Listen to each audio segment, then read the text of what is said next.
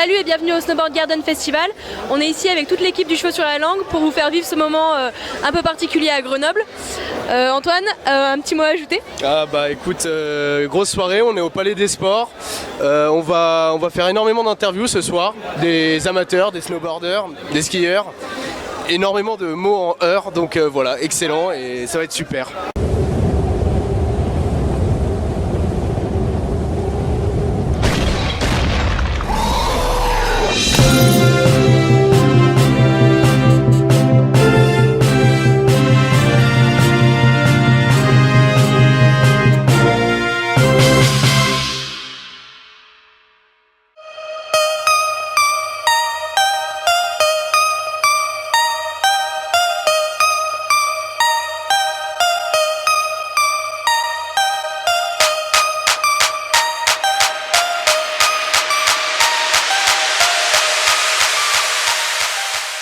Moi, je m'occupe de coordonner globalement l'événement, donc je participe à peu près à toutes les étapes, que ce soit la logistique, la communication, la programmation des films, la programmation artistique, le côté administratif, la comptabilité, la gestion, la supervision de la gestion bénévole, un petit peu tout ça.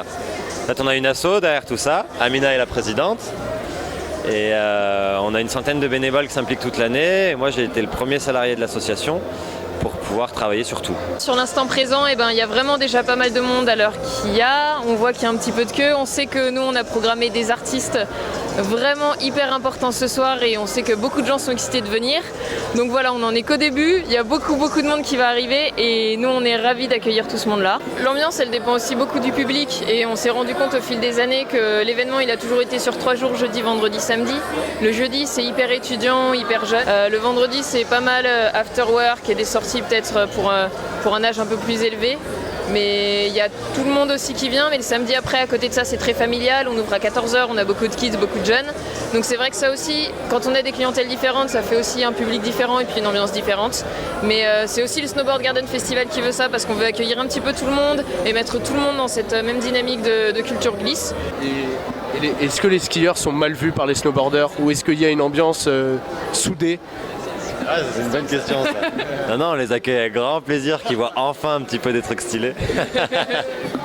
Non, il n'y a aucune rivalité, c'est rigolo, mais on a voulu garder un côté snowboard, parce que le snowboard est quand même un peu moins populaire que le ski. Et on préfère tous glisser dans le bon sens. Alors nous en fait on représente notre magazine qui n'est pas encore sorti mais qui sortira bientôt, qui s'appelle Ammeute. C'est un magazine en fait qui sera gratuit, qui concerne, qui traite les cultures émergentes et underground. Donc ça va du street art au rap, au skate, au rock, à la techno et à pas mal de lieux culturels aussi. Le premier numéro est consacré à Grenoble. Le deuxième sera aussi consacré à Grenoble. Les deux d'après seront consacrés à Lyon. Et après on change de ville à chaque numéro. Moi je m'appelle Lucas, je viens de Marseille et on est venu skater la mini-rampe avec des potes. Bon, du coup, toi ce soir, ta particularité, c'est que tu es en béquille. Est-ce que tu peux nous expliquer ça? J'ai fait de la planche à roulettes ici. Et en fait j'avais skaté genre 4-5 heures. Je suis allé boire une bière, je suis revenu, j'étais pas assez chaud et je me suis mangé. Ok, parce que du coup le milieu du skate et le milieu du snowboard, ça se rejoint en fait? Bah ouais, dans plusieurs sens. Moi après je suis pas trop connecté snowboard vu que je suis dans le sud. Ouais. Je suis pas trop branché montagne, mais c'est assez connecté. Moi je sais que tous les snowboarders ici ils font pratiquement du skate, quoi. Moi je m'appelle Patrick, donc je viens des États-Unis et je suis à Grenoble depuis maintenant 7 ans. Et depuis 3 ans on a monté une école de snowboard avec mon collègue Thibaut qui s'appelle Slash. Je voulais habiter en France parce que je suis quand même moitié français. Ma mère est française mais j'ai passé toute ma vie là-bas. Et j'ai postulé pour un travail en France et je suis tombé sur un travail à Die, qui est pas loin de Grenoble, c'est dans la région.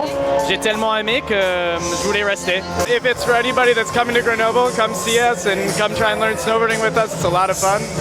My name is Eiki Helgason. Ante, Jusla. We're from Scandinavia, like Iceland and Finland, so I guess Scandinavia is always the best place. Yeah, I made a movie called Islandborn.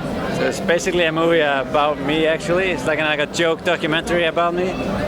And it was on like a few hours ago, and people seemed hyped, so yeah, I'm stoked how it turned out. Salut, je m'appelle Julien, je suis le créateur de Banging Beast, qui est donc un web magazine français de snowboard. Ok. Ça fait un peu 4 ans qu'on a lancé ça. L'idée, c'est de faire donc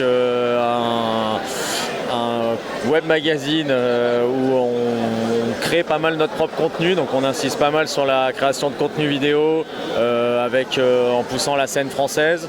On essaye de faire pas mal du reportage dans des snowparks.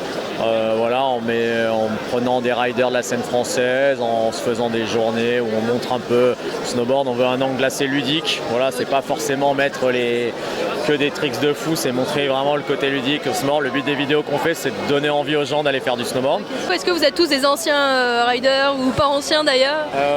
Moi, je suis ancien, pareil. Enfin, oui, je ride toujours, mais je suis pas un ancien rider. Après, dans l'équipe, il n'y a pas vraiment d'équipe officielle en fait. Banging Beast, il y a deux personnes qui font des vidéos assez souvent, qui sont aussi des riders. Enfin, en gros, c'est qu'on est tous assez polyvalents à rider, à faire un peu d'images, de vidéos, de photos. Mais enfin, on a quand même 2 filmeurs attitrés qui s'appellent Lionel Sémon et Théo Duparc. Et du coup, par exemple, ton meilleur souvenir ou la meilleure interview que tu aies fait de toute ta vie, c'est quoi?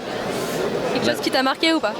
Meilleure interview, il y a 2 ans au Snow Garden, on avait fait l'interview de Jed Anderson, qui est une bonne star canadien, qui est un peu le jibber, enfin quelqu'un qui fait du snowboard dans la rue, qui est un peu le plus influent. Et on avait fait son interview dans Snow Garden, c'était assez cool parce que vu qu'on connaissait bien le personnage, tout ça,